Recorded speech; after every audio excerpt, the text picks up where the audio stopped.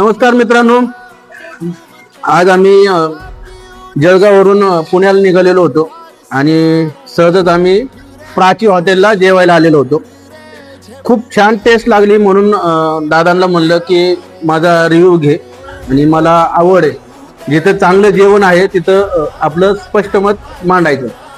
तर मी अंडा मसाला घेतला होता, शेवगाची भाजी घेतलेली होती, दाल फ्राय घेतलं.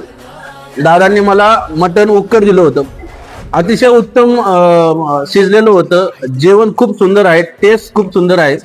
त्याच्यानंतर इथला ॲम्बियन्स जो आहे तो पण खूप सुंदर आहे, इथली स्वच्छता सुद्धा सुंदर आहे.